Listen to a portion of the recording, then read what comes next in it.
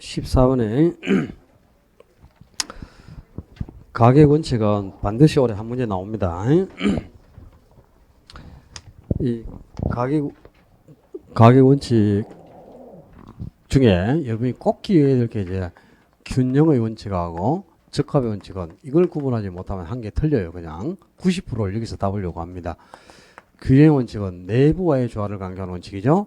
내부 구성 요소 간의 결합을 강조하는 원칙. 그리고 적합의 원칙이 외부와의 조화를 강조하는 원칙. 요게 이제 바뀌면 안 되고요. 균형의 원칙에 어긋나면 기능적 감가가 생기죠. 그리고 적합의 원칙에 어긋나면 경제적 감가가 발생한다. 경제적 감가를 판단하는 근거가 적합, 기능적 감가의 판단 기준이 균형이 되겠고, 개별 분석의 이론적 근거를 제공해 주는 것이 균형의 원칙, 지역 분석의 이론적 근거를 제공해 준다. 그런 적합의 원칙이 되는데 이게 바뀌면 안 됩니다. 그 과거, 현재, 미래를 거치면서 부동산 가격도 계속 변한다는 것, 그게 변동의 원칙이지. 그래서 가격이 변화 과정을 겪고 있기 때문에 1번 지문에 그지 기준 시점을 확정하고 시점 수정 작업이 필요하다. 그게 바로 변동의 원칙 아닙니까, 그지? 그리고 2번에 외부 주변 지역에 대한 경제적 감가, 바로 외부의 조화를 강조하면서 경제적 감가를 판단하는 근거가 적합의 원칙이죠. 그리고 그 미음 지문에 그 대체의 원칙, 대체의 원칙이 이것 대신 저것 둘 중에 한 개를 선택하는 건데 효용이 서로 비슷한 물건이 여러 개가 있다면 그 중에서는 비싼 것 대신에 싼 것을 선택하게 되고, 그리고 가격이 똑같은 물건이 여러 개가 있다. 가격이 동일하다면 그 중에서는 만족도가 큰 것, 유용성이 높은 것, 즉 효용이 낮은 것보다는 높은 것을 선택하는 법칙을 바로 대체 원칙이라는 거예요. 그리고 이 대체 원칙이 감정평가 3방식 모두의 근거를 제공해 준다. 그러니까 원가 방식이든 비교 방식이든 수입 방식은 모두 대체 원칙의 근거를 두고 성립합니다. 그 다음에 한 개 첨가해야 될 게 수익 배분의 원칙. 수익을 배분하는 거죠. 어디에 먼저 수익을 배분합니까?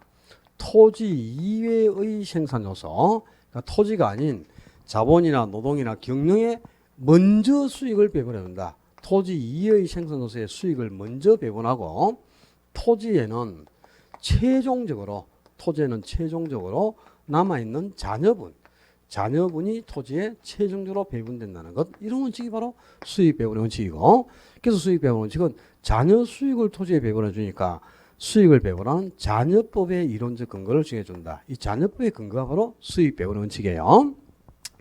자, 5가지 원칙 정리를 하고 계셔야 돼. 그래야 한계를 맞출 거고, 여기서 첨가해서 기억해 주면 좋은 거, 추가 투자 판정 기준이 되는 원칙은 2개의 원칙이 있습니다.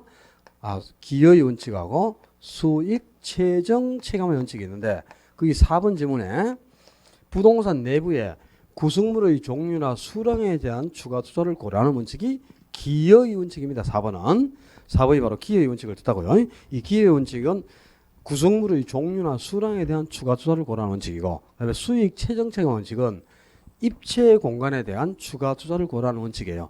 그거까지 구분 못해도 상관없어. 그냥 추가 투자 판정 기준의 원칙은 수익 최정 체감, 수익 배분의 원칙, 2가지 원칙이 있다. 이거 기억해야 돼. 그 다음에 3번 지문에 디귿에 부동산에만 적용되는 부동산 가격을 평가할 때만 적용하는 원칙이 2가지 원칙이 있죠. 거기에 최유효 유용의 원칙과 적합의 원칙 2가지. 이 적합하고 최유효 유용은 일반 재화를 평가할 때는 적용하지 않아요. 오직 부동산 가격을 평가할 때만 적용하는 겁니다. 최유효과 적합의 원칙 기억을 해야 돼. 그래서 가격 원칙은 요 정도 수준까지만 딱 점검하고 있으면 한 문제 맞출 수 있습니다. 그다음에 15번에 부동산의 특성은, 자, 나머지 질문 이런 거는 틀리면 안 되겠죠. 최유효 유용의 판단 근거가 된다. 그리고 이행과 전환을 통한, 이행이나 전환이 뭐야? 이행이 이행지를 뜻하고 전환이 이제 후보지를 의미하죠. 그러나 그 후보지나 이행지 같은 이행과 전환을 통한 공급은 다른 용도를 바꿔가면서 공급을 하는 거잖아, 그지? 그런 우리가 토지를 이용할 때 이행과 전환을 통한 이용, 그런 이용을 창조적 이용이라는 거야. 창조적 이용. 그리고 이 창조적 이용이 이루어지면 그 양만큼은 경제적 공급이 증가해요. 그러니까 토지의 창조적 이용을 가능하게 하고 경제적 공급도 가능하게 한다. 그리고 또 적지론의 근거가 된다. 적지론의 근거, 가격 다원설의 이론적 근거를 정해준다. 그리고 비가역성을 야기시키는 원인이 된다. 이런 것은 전부 인문적 특성 중에서 용도의 다양성에서 비롯된 성격입니다. 이거는 인문적 특성 중에 이제 용도의 다양성에서 비롯된 특성이죠. 다음에 자 용도의 다양성은 자연적 특성은 아니죠. 다음에 또 여러분이 한번 잊어버릴 때쯤 되면 그죠? 토지의 자연적 특성에 대한 설명으로 틀린 것을 찾아라. 지금 골라본다. 토지의 자연적 특성에 대한 내용으로 틀린 것을 찾아라. 1. 부동성은 임장 활동을 요구하는 근거가 되고 정부 활동이 필요한 근거가 된다. 맞죠? 2. 부정성은 토지의 생산비 법칙이 성립되지 않게 하고 토지의 물리적 공급을 불가능하게 만든다. 맞죠? 3. 개별성은 토지에서 완전한 대체관계를 제약하고 상품 간 비교를 어렵게 만든다. 맞지? 4. 영속성은 토지의 감가상각 이론이 적용되지 않게 하고 소유이익과 이용이익을 분리하여 획득하게 한다. 역시 옳은 질문이다. 5. 용도의 다양성은 하나의 토지가 여러 개의 용도로 이용 가능한 성질을 말한다. 맞죠? 다음 몇 번?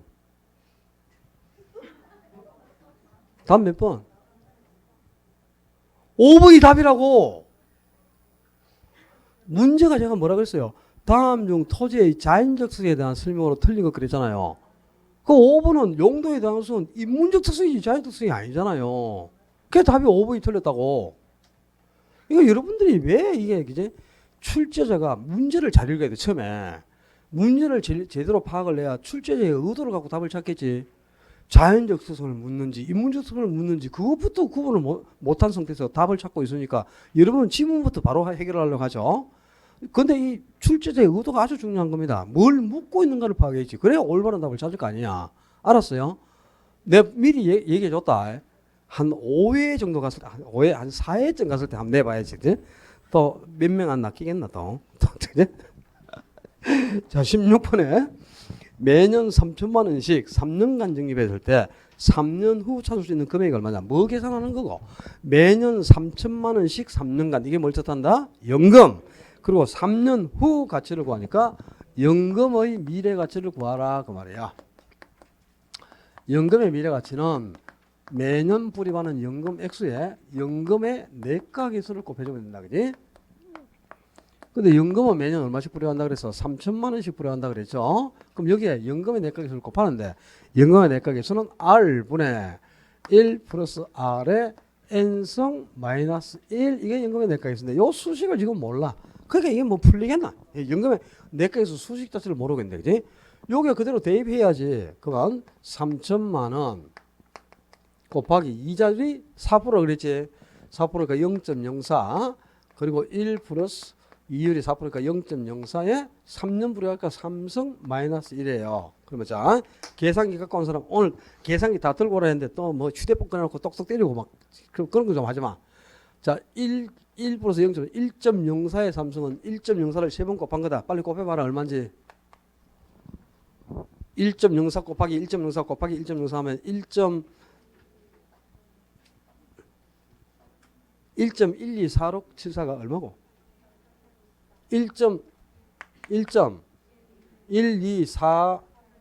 1.1244864 뭐 얼마고? 1.124864 맞습니까? 4864. 내 암산해도 이거 뭐하라 하잖아. 어? 근데 분자가 여기서 이제 1을 빼야 되죠. 요 값이 1.124864니까 1을 빼면은 요 분자의 값은 0.124864잖아. 그죠? 그럼 0.124864를 뭐로 나눠야 돼? 0.04로 나눠야 된단 말이야. 그럼 이거는 얼마? 3.1 뭐 빨리 나눠봐라. 0.124864 나누기 0.04. 그걸 해야지. 요 분자의 값이 0.124864니까 이걸 0.04로 나눠야 될 거 아니야. 그지? 그럼 이거 3.16 3.1216인가? 아, 3.1216. 그럼 이제 3천만 원에 3.1216 곱하면 돼. 3천만 원 곱하기 3.1216 하니까 9,348만 6,400원? 9,364만 8천 얼마? 9,364만 8천원인가 이렇게 나오죠. 곱해봐. 답이 1번에 나와 있잖아요. 그러니까 연금의 내각에서 수식 자체를 여러분이 모르니까 당연히 이게 안 풀리겠지. 어? 연금의 작년에도 요 연금의 내각에서 요 수식 자체를 그냥 한 문제로 만들었잖아요. 작년에. 매월 50만 원씩 10년간 불입할 때 계산식을 물었어요. 그럼 50만 원 곱하기 요 수식에 주면 되잖아. 그죠? 여기에 이자를 들어가고 기간 10년 기간 들어가고 그러면 되지. 그게 작년 시험 문제인데 연금의 내각에서 이 수식 자체를 모르니까 이런 문제가 안 풀리겠죠. 그다음에 17번에 프로젝트 파이낸싱 그러면 자 프로젝트 파이낸싱은 첫째 부동산을 물건으로 부동산 같은 물건을 담보로 제공하지 않고 해당 사업 자체 수익성을 담보로 자금을 제도하는 독특한 기법이죠. 그건 알죠. 그리고 부동산을 담보로 제공하고 돈을 빌리는 게 아니라 해당 사업 자체의 수익성이나 현금 흐름을 담보로 합니다. 그래서 금융기관과 사업주 사이에 채무관계가 성립하지 않아요. 그래서 프로젝트가 실패한다 하더라도 사업주한테 가서는 서로를 구해서는 상한을 청구하지 못하잖아요. 그죠? 그래서 비소구 금융, 제한 금융 구조를 가지고 있죠. 그리고 만약에 사업주가 빌린 돈이 원래 금융기관과 채무관계가 성립했다면 대차대조표에 부채로 기록이 되겠지만 이게 채무관계가 성립하지 않았기 때문에 빌린 돈이 부채로 기록되지 않고 뭐로?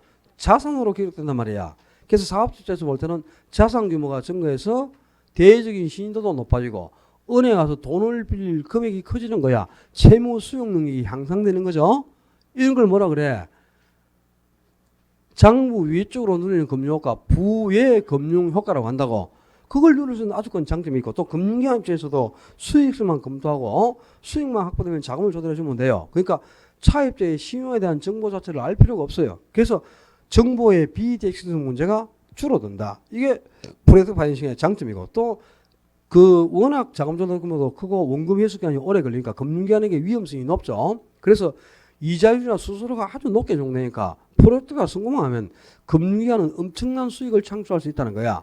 그죠? 이게 장점인데, 프로젝트 파이낸싱은 주식 발행을 통해서 자금을 조달하는 거야? 아니면 은행에 가서 대출을 받는 거야?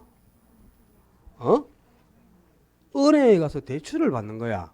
금융기관에서 대출을 받으려면 부동산을 담보로 제공해야 돼요.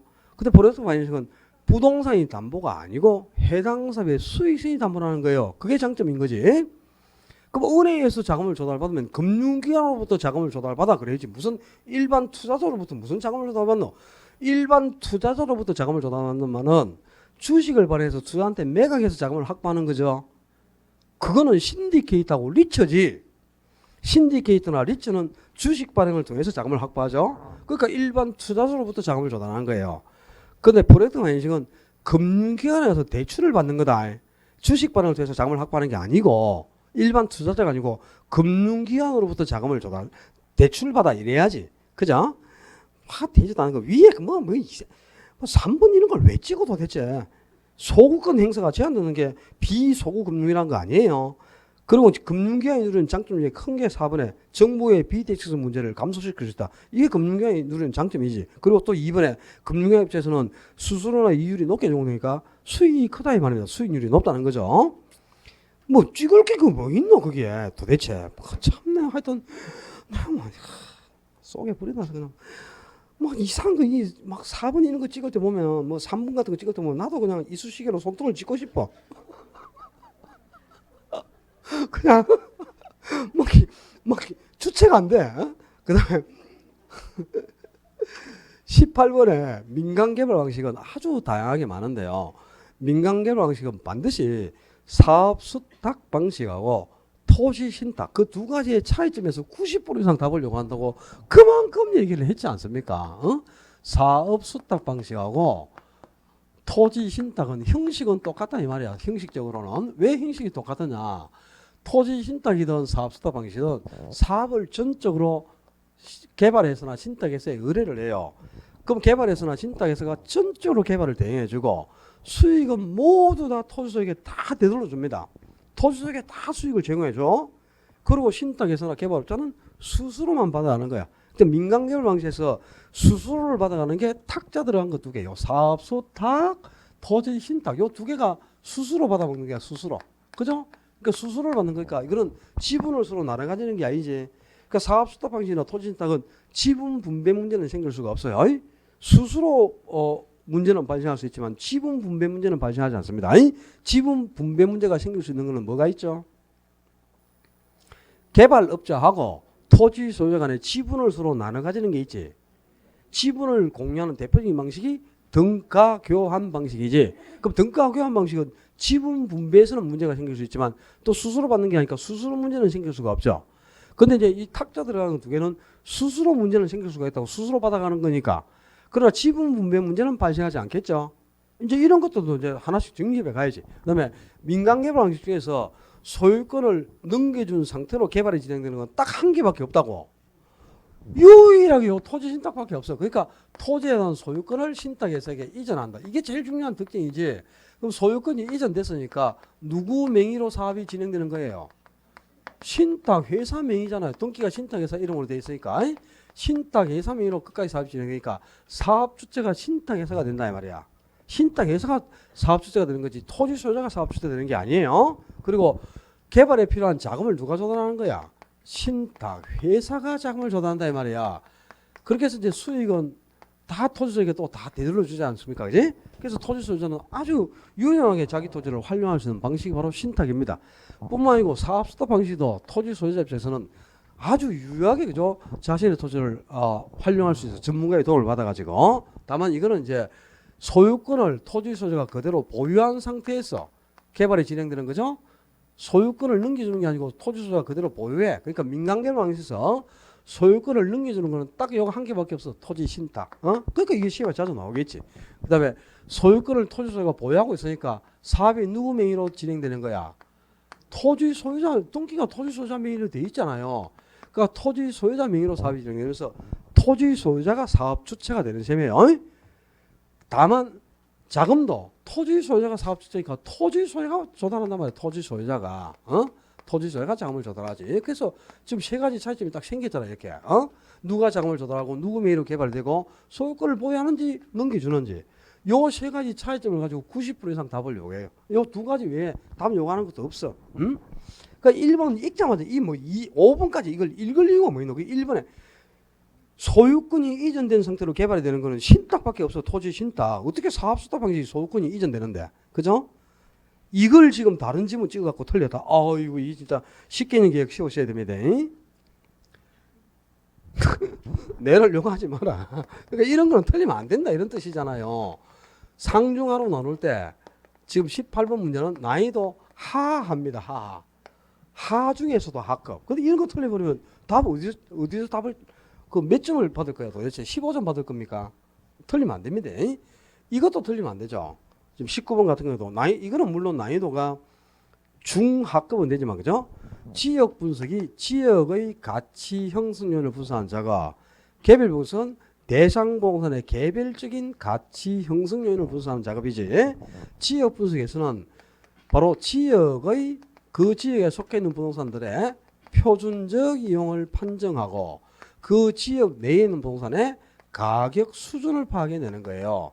그 지역 분석에서 표준적 이용과 가격 수준이 밝혀지면 이 범위 내에서 대상 부동산, 평가하고자 하는 대상 부동산의 개별적인 가격 형성률을 분석해서 바로 이 대상 부동산의 최유효 이용을 판정하고 그리고 대상 부동산의 구체적인 가격을 결정하는 작업이 개별 분석이라. 근데 개별 분석은 지역 분석에서 표준적 이용과 가격 수준이 밝혀지지 않으면 개별 분석은 진행 자체를 할 수가 없는 거잖아요. 그러니까 둘 중에 반드시 뭐부터 해라?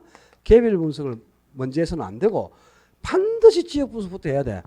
개별 분석은 지역 분석보다 먼저 하는 경우가 없어요. 지역 분석에서 이 표준적 이용과 가격 수준이 밝혀져야만 이 범위 내에서 최유효용과 가격을 결정하는 거란 말이야. 그러니까 개별 분석이 무조건 먼저 하는 선행 작업이고, 저 지역 분석이 개별 분석이 후행 분석이죠. 그 지역 분석은 지역 전체를 분석하니까 범위가 넓잖아요. 그러니까 전체적이고 강력적이면서 넓은 관점의 거시적 분석인데 개별 분석은 대상 부동산만을 분석하잖아, 그죠? 그리고 이거는 뭐다? 부분적이고 국지적이다 말이야. 대상 부동산에 한정돼 있으니까. 그리고 좁은 의미의 미시적 분석이죠. 그래서 1번에서 4번까지는 지역 분석하고 개별 분석이 전부 반대로 설명되어 있습니다. 1번에서 4번까지는 다 반대로 설명되어 있고, 그 다음에 이 지역 분석이 지역의 가치 형성률을 분석하는 작업인데 그 지역 분석의 대상이 3개가 있다. 지역 분석에 분석을 해야 될 지역이 뭐뭐 있어? 첫째, 인근 지역이라는 게 있어요. 그리고 또 유사지역이 있어. 그리고 또 동일수거권이라는 게 있다 이 말이야. 그럼 인근지역은 바로 뭐야? 평가하고자 하는 대상부동산. 요 대상부동산이 속해 있는 지역이죠. 대상부동산이 속한 지역으로 부동산의 이용이 동질적이고 가치 형성 요인 중 무슨 요인을 공유하고 있어? 가치 형성 요인 중에 지역 요인을 공유하는 지역입니다. 가치 형성 요인 중에 지역 요인을 공유한다 그러지. 또 개별 요인을 공유하거나 일반 요인을 공유한다. 그러면 안 돼. 가치 형성 요인은 일반 요인, 지역 요인, 개별 요인 세 가지가 있죠. 그 중에 지역 요인을 공유하고 있는 지역을 인근지역이라 합니다. 요 지역 요인 자리가 다른 지역으로 바뀌면 안 되고 대상 부동산은 인근 지역에만 있는 거야. 그죠? 그럼 유사 지역은 대상 부동산은 속해 있지 않잖아요. 대상 부동산은 속하지 않으나 인근 지역과 지역적 특성이 유사한 지역을 말한다 이 말이야. 그지? 그러면 동일수거권이란 동일수거권은 인근 지역과 유사 지역을 포함하고 여기에 또 주변 용도 지역이라는 게 또 포함됩니다. 그 주변 용도 지역이라는 게 이게 그죠? 바로 대상 부동산과 다른 부동산. 대상 부동산이 주택이라면 주변 용도 지역은 주택은 아니야. 근데 주거지로 용도가 바뀌고 있는 지역이라고. 그런 것까지 포함하니까 그게 5번 질문 해봐요. 동일수거는 대상 부동산과 대체 경쟁력과 승립하고 또 가치 형성에 서로 영향을 미치는 관계에는 다른 부동산이 존재하는 권역을 말하며 그런데 거기에 다른 부동산이 존재하는 권역이 뭘 뜻할까? 이게 주변 용도 지역이야. 거기다가 인근 지역과 유사 지역을 포함한다 이 말입니다. 그래서 요 세 가지를 포함하고 있는 지역이 동일수거이다 이런 뜻이다. 이 지문이 요 동일수거이나 인근 지역 이런 개념들이 반드시 시험 지문에 지문으로 그냥 그대로 정리하는 거야. 이게 간평규칙상 그 간평규칙의 용어의 정의를 그대로 묻죠. 어? 작년에도 당연히 나왔고요. 작년에도 요 동일수거이 옳은 지문으로 정리했는데 이걸 틀렸다 해가지고 답 틀린 사람 상당히 많습니다. 그 다음에 20번 문제. 내가 1차만 공부하는 사람이 20번을 틀리고 있으면 내가 이해라도 되지만 그치? 어떻게 1차, 2차를 다 공부하고 있는 사람들이 이런 걸 틀리고 앉아노 세상에 속에 천물나게. 어? 그게 이제 말이 될 일이야. 부동산을 취득했을 때 세금 내야 되죠. 그지? 그리고 또 취득하고 나서 보유기간 중에도 또 세금 내야 되지. 그리고 보유하다가 일정 기간 처분하면 처분 시에도 양도 단계에서도 또 세금 내야 되죠. 그럼 취득 시에 취득 단계에서 내는 국세가 뭐 있노? 국세로서 취득 단계에 부과하는 세금. 상속세 증여세지. 아버지 돌아가시면 아들이 바로 취득하고, 아버지가 자식에게 주면 증여할 때 바로 증여 시점에서 취득을 하는 거잖아. 그때 상속세 증여세 내야 되잖아. 그지? 이 취득 단계에서 내는 거지. 그지? 아버지 돌아가시자마자 자식이 바로 등기 없이 바로 취득을 내. 이게 취득 단계에서 내는 국세잖아요. 그지? 그 다음에 또 보유 단계에서 내는 국세가 뭐 있어? 이게 종합부동산세야. 종합부동산세하고 부가가치세 뭐 이런 거. 그지? 그 다음에 처분 단계에서 내는 게 양도소득세죠. 이게 국세 아니야. 그 다음에 지방세는 취득 단계에서 내는 지방세가 취득세. 그리고 등록면허세 있죠. 요 취득 단계에서 내야지. 그래야 등기해줘요. 취득세하고 등록면허세 안 내면 등기도 안 해줍니다. 자기 이름으로. 세금을 먼저 내야 되는 거야. 취득 단계에서. 그리고 이제 보유기간 중에 재산세 내잖아요. 그죠? 뭐 집 다 갖고 있으면서 이 재산세를 언제 내는지 뭐 여러분이 가지고 있을 때 내잖아. 지금 보유하고 있는 기간에. 그지? 그죠? 그리고 팔 때 내는 지방세가 또 있어. 근데 이 지방세 중에 처분시에 내는 지방세는 본세는 없습니다. 다 부가세거든. 뭐 노후촌 특별세, 뭐 지방교육세 이런 거거든요. 지역자원시설세 이런 거 알 필요 없어요. 이거는 요 정도까지 털만 잡으면 되는데 이게 그죠? 이게 원래 세법에 나와야 될 거 아니야. 조세종원에서 그지? 3년 연속 개론에서 지금 나왔잖아요. 29, 30, 31회가 전부 요 정책론에서 조세 문제를 무조건 한 문제 냈습니다. 그러니까 알아야지 이것도. 개론심에서 계속 내고 있는데 그지? 자 21번에 원가 방식. 자 감정평가는 원가 방식과 수익 방식과 비교 방식 세 가지 방식이 있어요. 근데 원가 방식에서 가액을 평가하는 방법. 간평규칙은 가격을 가액으로 규정해놓고 있어요. 가격이나 가액이 같은 말이야. 원가 방식의 가격을 평가하는 방법을 뭐라 그러지요? 원가법이라 하고 원가법에 따라 산정되는 가격을 뭐라 한다? 적산가액이라 한다. 적산가액을 어떻게 구한다? 재조달 원가에서 감가 누계액을 공개해서 구한다. 재조달 원가에서 감가 누계액을 공개하는 과정을 감가 수정이라 한다. 그럼 원가법이란 대상 물건의 재조달 원가에 감가 수정을 하여 가액을 산정하는 감정평가 방법을 말한다. 이렇게 딱 정의가 되어 있는 거야. 그죠? 자, 재조달 원가는 건물을 똑같이 재생산 또는 신축하는 데 소요되는 총 비용입니다. 그지? 근데 언제 시점에 이걸 신축한다고? 기준 시점, 건축 시점이나 준공 시점이 아니고 기준 시점의 재조달 원가입니다. 그리고 재조달 원가에는 복조 원가와 대치 원가 두 종류가 있다. 복조 원가가 물리적으로 똑같은 건물을 짓는 거야. 그러니까 물리적으로 동일한 건물을 신축하는 데 소요된 원가. 이게 복조 원가지. 그리고 동일한 효용을 갖는 건물을 신축하는 데 소요된 원가가 대치 원가고, 그러니까 신축 건물은 건축 공법이나 건축 자재가 변화가 된 게 없어. 그럼 물리적으로 똑같은 건물을 짓는데 하자가 없잖아요. 그죠? 그래서 신축 건물에는 복조 원가를 정하는 게 바람직하단 말이야.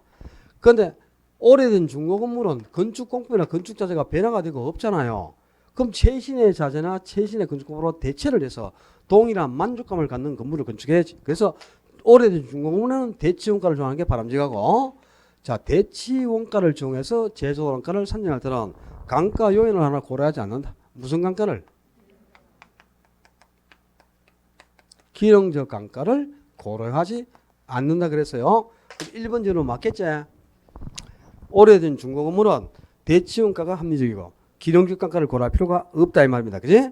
여기 지금 이 제조달 원가에서도 당연히 알아야 돼. 그 다음에 감가 수정 방법은 내용 연수를 기준으로 하는 정액법과 정률법과 상한기금법이 있고, 또 기타 눈으로 직접 관찰해서 세밀하게 감가하기 원하는 관찰감가법이나 분해법이라는 것도 있죠. 그지? 정액법은 감가액이 어떻다?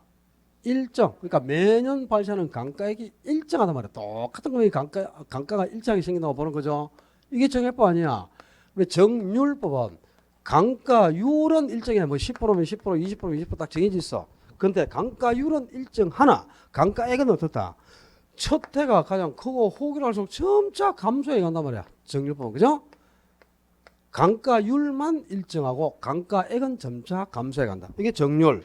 상환기금법은 정액법하고 똑같은 방법에 따라서 매년 일정한 금액이 감가된다고 봐요. 정액법처럼 매년 똑같은 금액이 감가되는데, 이 감가되는 금액을 회수해서 뭐한다? 다시 재투자한단 말이야. 그럼 거기서 뭐가 들어와요? 복리이자가 들어온다고. 복리이자가. 그래서 복리이자가 반드시 발생하기 때문에 이 이자만큼 적은 금액만 감가된다고 보는 거.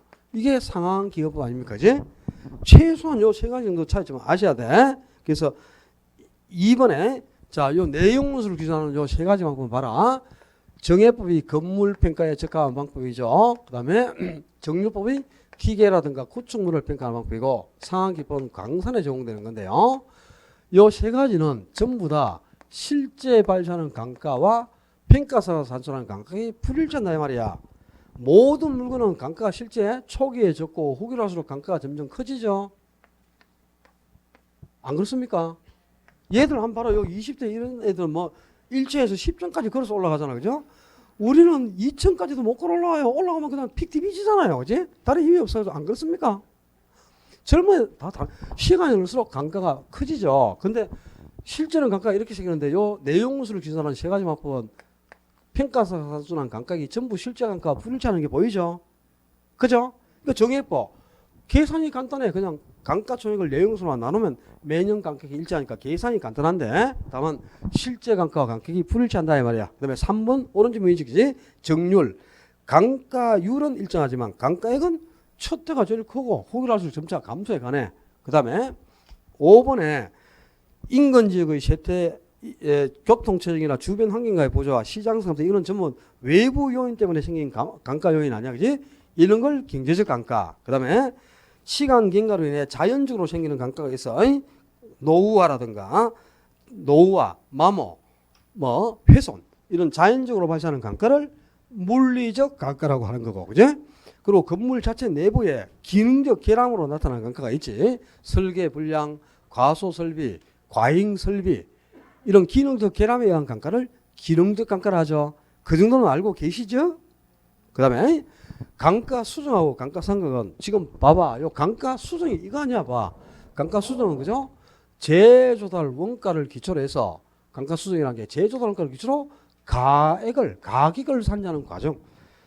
재조달 원가를 기초로 적정한 가치를 산정하고자 하는 게 감가 수정이고, 그다음에 감가 상각은 기업 회계에서 고정자산을 취득할 때 들어간 취득 비용을 내용수로 나누어 가지고 비용을 회수해서 배분하고자 하는 게 목적이죠. 그렇게 해서 회계장부를 일치하는 게 목적 아니야. 그러니까 그 4번 질문은 감가 상각하고 감가 수정의 위치가 바뀌는 거지. 지금 이 문제도 지금 4번 기본적으로 이거 알고 있어야 되는데, 만약에 다른 지문을 찍어갖고 틀렸다. 이거 지금 오늘 옥상에 올라가야 돼요. 뛰내리로 올라가는 건 아니고 가서 10분 동안 반성하고 오셔야 돼. 뛰내리지 말고. 자, 그 다음에 22번에 C 마을에 인구가 5만 명이 있어요. 근데 단서에 보면 이 C 마을 인구 5만 명 중에 80%가 A나 B 도시의 점포를 이용한다 이 말이야. 그지? 근데 이 이제 80%가 이 중에 80%면 4만 명이겠죠. 그럼 이 4만 명 중에 A 그랬나 지금? A 도시로 구매하러 갈 인구가 몇 명이냐? 그럼 요거는 두 개 다 구하라 그랬지. 자, 우리 고객 유인력을 계산하는 거 이건 뭐 그냥 정해진 문제고 다음 주에 또 나와 있습니다. 근데 오늘은 암산이 되지만 다음 주는 계산기를 안 쓰면 절대 계산이 안 되게 수치를 내놨으니까 반드시 계산기를 들고 오라 이 말이야. 그리고 훈련을 하라고 계산기를 가지고. 계산 문제가 10문제씩 이렇게 나와야 되는데 어떻게 모의고사 때마다 계산기 뭐 암산 뭐 4 곱하기 6도 제대로 암산이 안 되면서 무슨 용가리 통배라고 계산기도 안 들고 오나. 들고 직접 해야지. 그럼 10문제를 다 찍을 겁니까? 계산 문제 10문제를 다 찍으려면 앞으로 시험 칠 때마다 괴로울 건데 그거 어떻게 시험 칠 때마다 계속 찍고 있습니까? 그죠? 참 진짜 대단하신 분이다. 다 찍는 것도. 찍을 때 마음 안 아픕니까? 찍을 때 이거 내가 한 개라도 풀어야지 이런 생각도 안 하고 그냥 바로 밀어푸나. 그래도 마음은 또 모으겠지. 내가 찍는 게 답이었으면 하고, 그죠? 3번 찍으면서 이게 맞아야 될 거다 이러면서 찍을 거 아니야 또. 내가 올해는 계산 문제 만약에 풀 수 있는 건 풀어야죠. 풀 수 있는 거 풀고 혹시 시간이 없어서 못 풀거나 찍어야 될 상황이 온다. 어려워서 찍으면 몇 번을 찍으라 했어요? 1번 찍으라고 했잖아. 오늘 계산 문제 9개 있거든. 9개 중에 내가 1번을 의도적으로 4문제를 넣어서 답을. 나중에 세봐 집에 가서 1번도 4개 있고 3번도 4개 있어요. 2번 1개 있고 뭐 4번인가 2번인가 1개 넣고 1번은 내 답을 딱 그렇게 5번 하나도 없어. 작년에 5번에 많이 나왔으니까 올해 5번에 안 넣는 거야 답을. 작년에 5번에서 4개 나왔거든 5번에. 그러니까 5번에 답을 안 넣어. 올해는 1번 아니면 2번에서 답을 넣을 확률이 높거든요. 그래서 1번 한번 밀어보자는 뜻이야 만약에. 그래서 또 다음 주에는 그것도 1번 싹 밀거든 또. 다음 주에 1번 한 개밖에 없어. 아예 밀지 마라. 아예 난 미리 얘기해준대. 출제위원들이 우리 머리 꼭대기에 앉아있다니까요. 그러니까 자꾸 출제위원이 이렇게 할 거다. 이걸 예측하지 마라. 정반대로. 이게 이제 도시가 나오면 도시의 인구수가 되고 점포가 나오면 점포의 크기가 되죠. 점포의 면적. 요놈을 뭐로 나누라? 거리의 마찰 계수성으로 나눕니다. 그게 고객 유인력인데 마찰 계수는 대부분 2가 나와요. 그래서 이제 그냥 인구수나 점포의 면적을 거리의 제곱으로 나누는 게 고객 유인력이란 말이야. 근데 지금 A 도시는 인구가 몇 명이고 40만, 거리가 몇 킬로? 2km 들었으면 2의 제곱으로 나누면 되겠지. 그러면 A 도시의 유인력 10만, B 도시는 인구가 90만인데 거리가 3km 들었으니까 3의 제곱. 그럼 9로 나누면 역시 10만이네. 그럼 A, B 전체 유인력이 20만이 나왔는데 20만 중에서 A도 10만, B도 10만이니까 각각 2분의 1씩 50%씩 소비자를 끌어가겠네요. 그죠? 그럼 C마을 인구 5만 중에 80%인 4만 명이 A, B 도시를 이용하는데 그 중에 50%가 A로 또 50%가 B로 가니까 A를 이용할 이용객도 얼마? 2만이 되겠고 B 도시를 이용할 이용객도 2만이다 이렇게 되겠네요. 그죠? 이거는 뭐 오늘은 1회 모의고사니까 내가 암산으로 가능하게 이렇게 쉽게 내지 다음 주에 또 이거는 풀어야 됩니다. 시험 문제로 딱 정해진 계산 문제가 올해 반드시 나와요. 이 고객률 계산한 거는 반드시 나오니까 다음 주에 계산기를 가지고 직접 풀어요. 그러니까 유행을 익혀서 연습을 하시고, 그다음 23번에 1번 지문 중요합니다. 부동산 개발의 관리 및 육세에 관한 법률에서는 개발이란 토지를 조성하는 행위, 또 조성된 토지에 건물을 건축하고 공약물을 설치하는 행위, 그리고 설치된 건축물을 다시 용도 변경하거나 대수선하거나 리모델링 하는 것, 이런 것들을 통틀어 개발해야 하는데, 다만 시공을 담당하는 행위는 제외된다, 이렇게 돼 있어. 그러니까 자, 요게 한 문제다. 부동산 개발의 관리 및 육성에 관한 법률상 부동산 개발에 해당하지 않는 것은 답 시공을 담당하는 행위. 요 한 문제로 그냥 나올 수 있어요. 1번 지문 자체를 꼭 기억을 하셔야 돼. 그 다음에 우리 개발로에서 워포드는 개발의 위험을 법적 위험, 시장 위험, 비용 위험으로 분리해서, 근데 법적 위험은 토지 이용 계획과 같은 공포적인 측면이나 소유권 문제와 같은 사법적 측면에서 야기되는 위험인데, 어떻게 하면 법적 위험을 최소화시킬 수 있다 그랬죠? 거기 3번에 부지를 확보한 뒤에 땅을 확보해가지고 아직 건물을 짓기 전인데, 그지? 건폐율이나 용적률이 축소되면 건물 짓기가 어려워지죠. 이런 게 바로 토지용 규제와 관계되는 측면 아닙니까?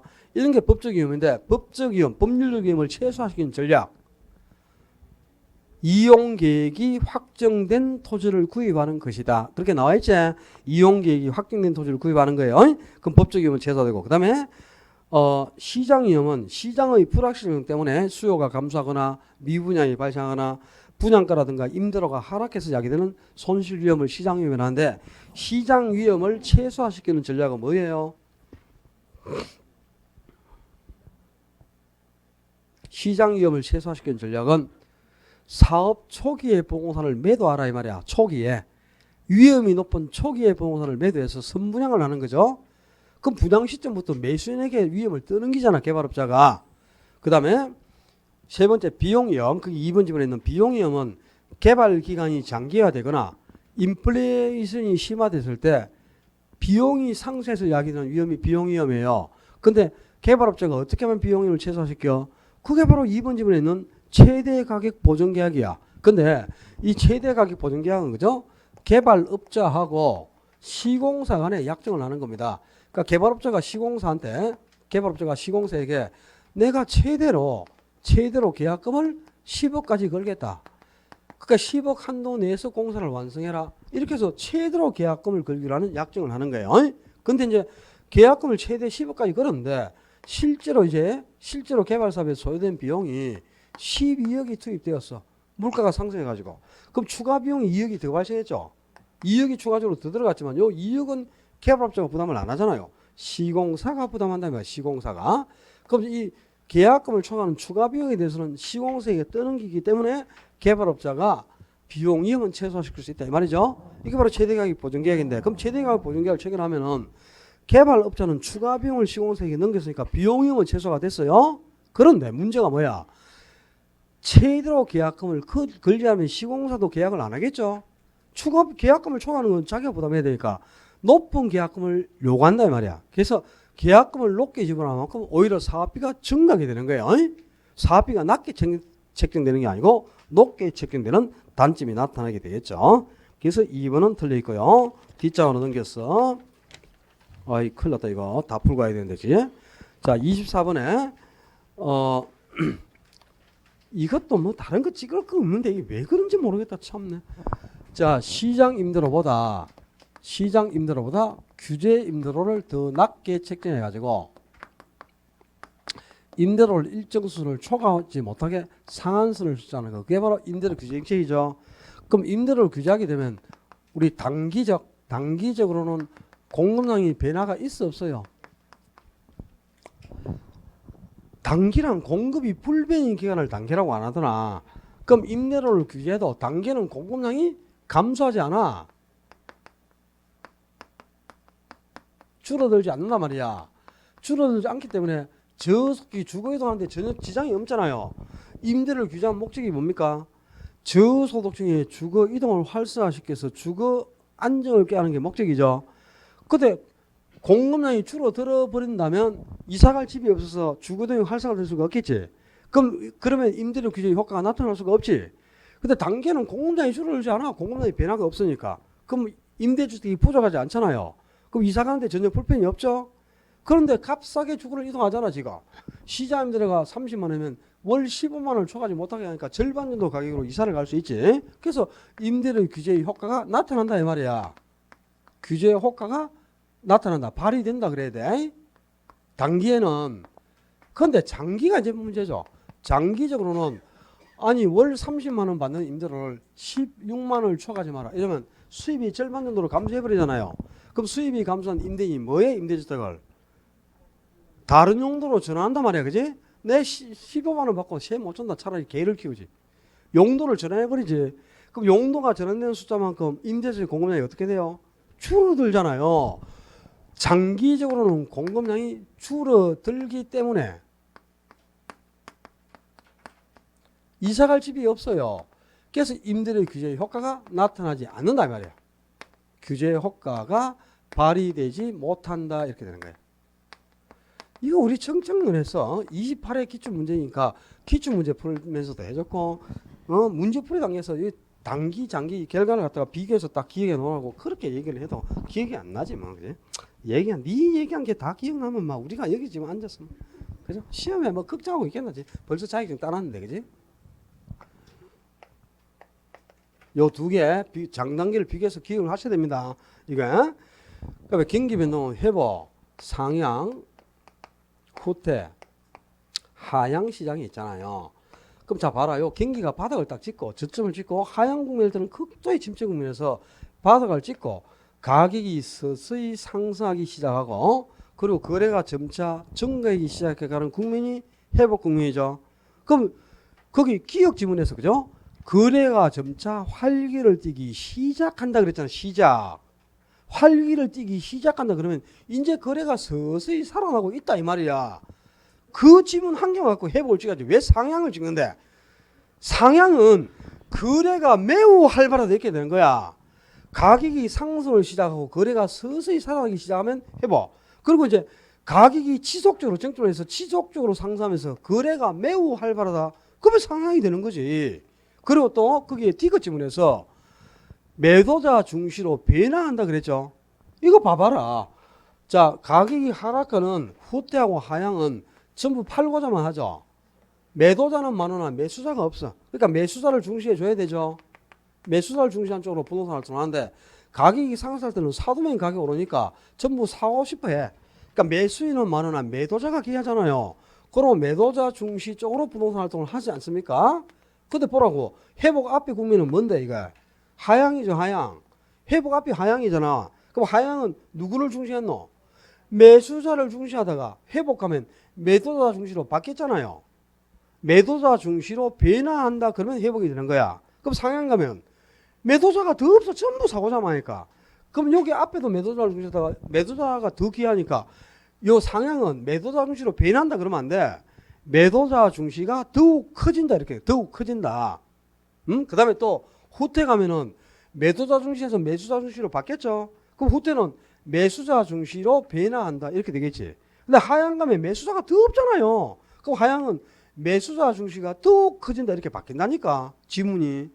그게 어떻게 그만 이게 어떻게 왜 이걸 상향을 왜 찍는 모르겠다. 내 참 속에 불이 날라 해서 막 또 26번부터 또 계산이죠 또.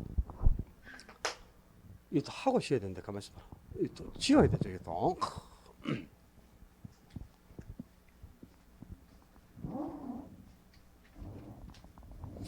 세후 현금 수지 26번도 마찬가지고 27번에 대출 가능 금액 계산한 것도 마찬가지고 그냥 무조건 나옵니다. 한 문제씩. 안 나올 수가 없다. 그냥 나오는 문제로 정해져 있는 문제니까 좀 유형을 익혀가지고 습득을 해야 되겠죠. 자, 거기에 순영업 소득은 1억 2천만 원이 나와 있잖아 지금. 그지? 순영업 소득이 1억 2천만인데 잘 들어라 좀 제발. 우기 찾지 말고. 여기 부채 서비스액이 뭘 뜻해요?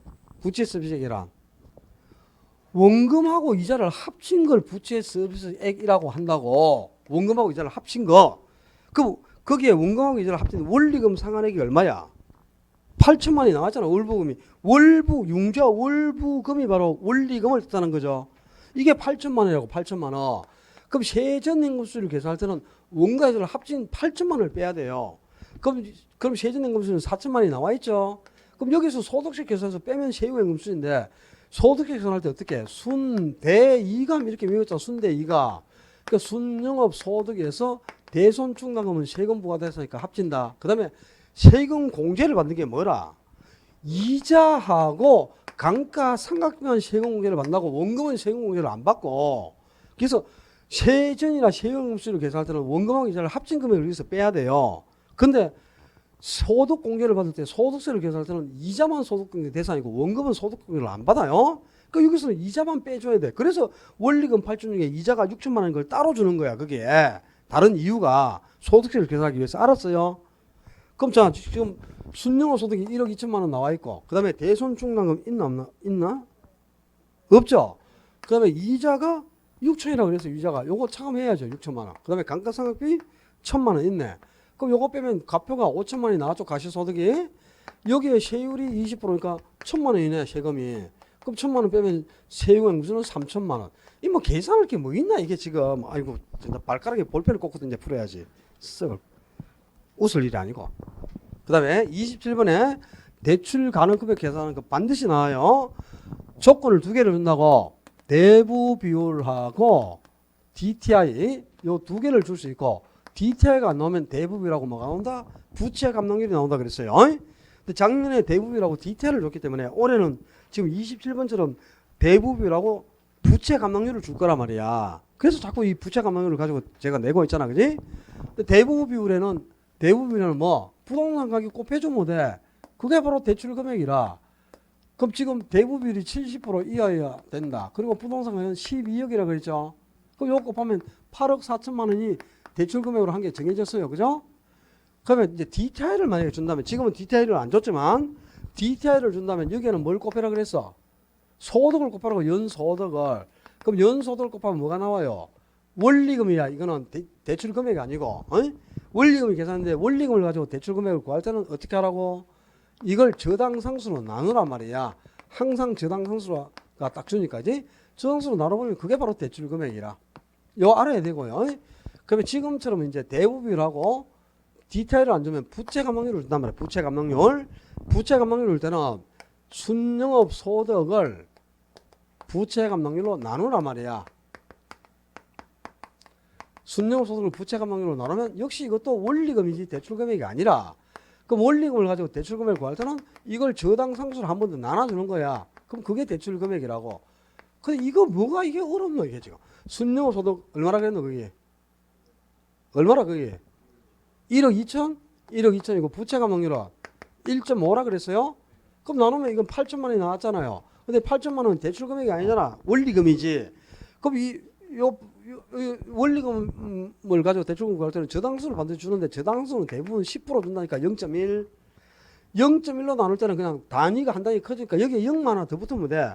8천에 0 하나 더 붙으면 8억이지. 그럼 뭐 계산이 뭐가 필요하나? 때릴 것도 없고지. 자, 금액이 지금 8억 4천하고 8억 두 개가 나왔지. 근데 두 조건이 동시 충족되면 항상 적은 금액이 최대 대출 금액이 됩니다. 큰 금액을 하면 조건이 한 개가 무조건 충족이 안 되니까. 그래서 지금은 최대로 대출 가는 금액은 8억이다 이 말이네요. 이거는 다음 주 모의고사 때도 또 나와 있고 뭐 이거 계산할 때까지 계속 낼 거야. 여러분이 풀 때까지 또 다음 주에 또 찍고 있으라 그냥 진짜 볼펜으로 그냥 막 손등 찍을 테니까 이제 알았어요. 28번은 좀 전에 풀어드렸지 아까. 풀었으니까 자, 완전 탄력일 때 곡선이 수평일 때는 뭐가 변하지 않는다. 가격이 불변이라고. 가격이. 그러니까 완전 비탄력이라서 곡선이 수직일 때는 거래량, 양이 불변이다. 그럼 수요량이 불변인 경우는 완전 비탄력인 경우죠. 완전 비탄력 때는 곡선이 수직이겠죠. 그러면 자, 곡선이 단위 탄력적. 단위 탄력적이면 탄력성이 1일 때죠. 1일 때는 곡선이 직각쌍곡선이다 이 말이야. 수요가 직각쌍곡선. 수요 곡선이 직각쌍곡선일 때는 뭐가 변하지 않죠?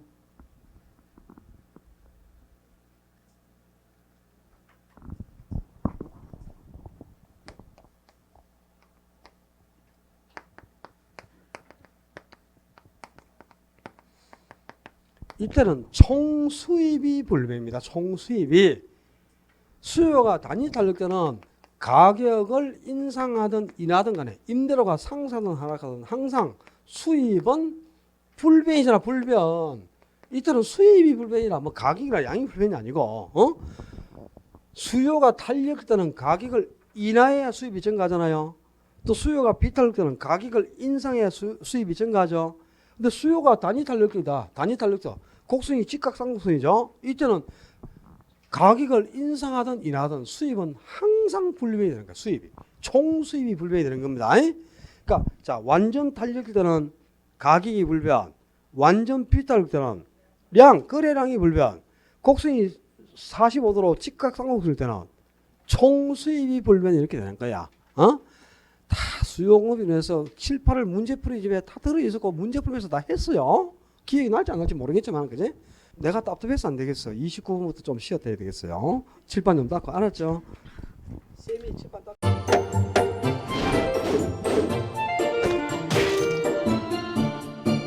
안녕하세요. 공인중개사 민법을 강의하고 있는 양민입니다. 자, 제가 준비한 거는 공인중개사 자료를 쉽게 다운받는 꿀팁을 준비해 보았습니다. 자, 공인중개사를 공부하다 보면 방대한 양의 자료를 접하게 됩니다. 하지만 그것을 일일이 다 출력을 하시거나 보관을 하는 데는 불편함이 따르죠. 이를 해소하기 위해서 핸드폰을 쉽게 활용할 수 있는 꿀팁을 준비했습니다. 네이버 밴드라는 어플을 통해 필요한 자료들을 보거나 다운받을 수 있습니다. 이 네이버 밴드를 활용하는 방법을 하나씩 알려드리도록 하겠습니다. 1단계, 네이버 밴드라는 어플을 다운받습니다. 가장 먼저 안드로이드 버전은 플레이 스토어를 클릭하시면 되겠습니다. 아이폰은 앱스토어에서 하시면 됩니다. 그 다음 검색창에 네이버 밴드를 검색하시고 다운 혹은 설치를 클릭하시면 되겠습니다. 이렇게요. 2단계, 밴드 어플에서 공수모를 검색해 주시면 되겠습니다. 밴드 어플을 누르시면 위쪽 상단에 보시는 것처럼 돋보기 모양의 아이콘이 보입니다. 이 돋보기 부분을 클릭하시게 되면 맨 위쪽에 하얀 공백의 검색창이 생기는데요. 이곳을 눌러서 공수모 이 세 글자를 쳐주시면 되겠습니다. 3단계는요. 해당 공수모 밴드를 들어가 주시면 됩니다. 이 밴드는 공인중개사를 공부하시는 수험생들을 위한 밴드입니다. 수험생들을 위한 시험 정보나 자료가 업로드되어 있어서 공부를 할 때 활용할 수 있는 밴드입니다. 보시는 것과 같이 강의와 관련된 공지사항이나 최신 자료가 다양하게 제공되고 있습니다.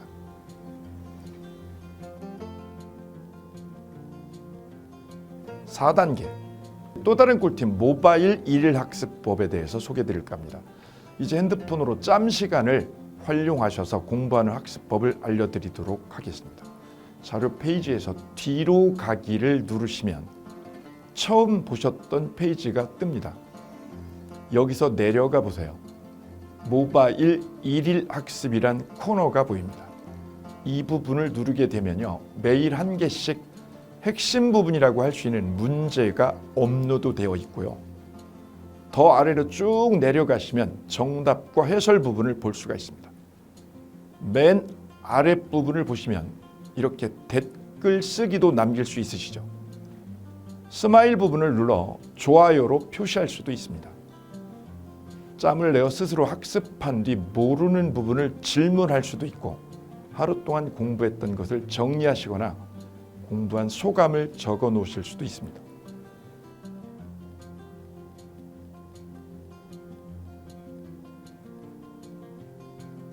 지금까지의 과정과 같이 공수모 밴드에 가입하신다면 다채롭게 업데이트되는 양질의 최근 자료들을 접하시고 활용할 수 있습니다.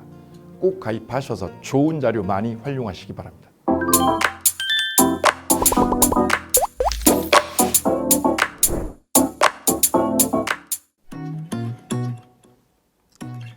자, 안녕하십니까. 자, 이번에는 부동산 실무, 일반인들이 어떤 도움을 받기 위한 관련된 밴드에 대해서 소개를 시켜드릴 건데요. 일단은 검색창에다가 365 부스라고 치시면 돼요. 365 부스인데 365일 부동산 스터디라는 밴드예요. 네이버 밴드인데 요 365 부동산 스터디라는 밴드 일단 클릭하시면 현재는 이제 4만 명 정도 되는 밴드인데요. 우리가 일반인들이 어떤 부동산 정보를 습득하는 데 있어서 이 정보를 얻기가 되게 쉽지가 않습니다. 내가 어딘가를 찾아본다고 해서 잘 찾을 수 있는 것도 아니고, 어떤 전문가들이 하는 말들이 이 친밀성이 있는 건지 아닌지에 대해서도 우리가 잘 믿을 수가 없는 거기 때문에 그런 정보를 그래도 좀 손쉽게 찾아볼 수 있게끔 저희 이제 이 밴드에 구성된 전문가들이 정보를 좀 제공해 주는 거기 때문에 아마 유용하게 활용할 수 있을 거고요. 내가 부동산 중에 토지를 좀 알고 싶다, 또는 상가를 좀 알고 싶다, 또는 나는 내 집 마련을 위해서 청약이 좀 궁금하다. 근데 그게 솔직히 어디 가서 물어보거나 어떤 정보를 찾기 쉽지 않아서 그것 때문에 만들어진 밴드라고 보시면 돼요. 그래서 365일 내내 부동산을 어떤 공부한다는 취지로 밴드에 들어오셔서 질의응답도 하시고 궁금한 사항에 대해서 예를 들어 문의하시면 저희가 관련된 정보를 또 제공해주는 그런 밴드라고 보시면 되겠습니다. 어떤 밴드냐면 한번 보시면은 지금 현재는 공지사항이 제일 먼저 나올 건데요. 이 공지사항은 기존에 있던 오프라인이 어떤 강좌가 있으면 그 강좌에 관련된 거 세미나라든지 그래서 평소에 이제 우리가 이제 접하지 못했던 강의들 있죠. 이렇게 진행이 된다라는 거 공지를 좀 하는 그런 내용들이고요. 하나 좀 더 올리면 자, 이제 우리 교수님이에요. 교수님 중에 상가 교수님이 최근에 예를 들어서 법이 바뀌었어요. 법이 바뀌게 되면 최근에 바뀐 법이 이런 바뀐 법이 있으니 중개업을 한다거나 투자를 할 때 좀 유의해서 알아보시면 좋겠습니다라는 거를 올려놓을 거예요. 기존에 올려놓은 자료가 있으면 또 찾아보시면 되는 거니까 이렇게 해서 계속 밴드에서 소식을 받으시면 실전에 굉장히 도움을 많이 받을 거라고 예상합니다. 부동산 관련된 내용 중에서 하나 더 보시면 이제 랜드프로에서 직접 우리 프로그램 만들고 있어요. 그래서 부동산 까발리기, 부동산 부티크 이런 TV 관련돼서 부동산 팁 있죠.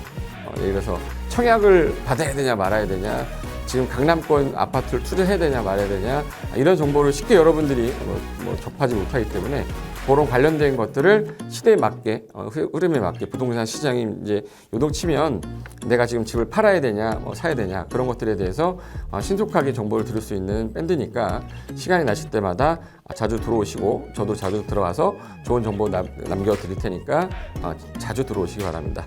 저는 부동산 공법하고 부동산 토지 투자를 강의하는 고상철이었습니다. 자주 밴드에서 뵙도록 하겠습니다. 자, 수고하셨습니다.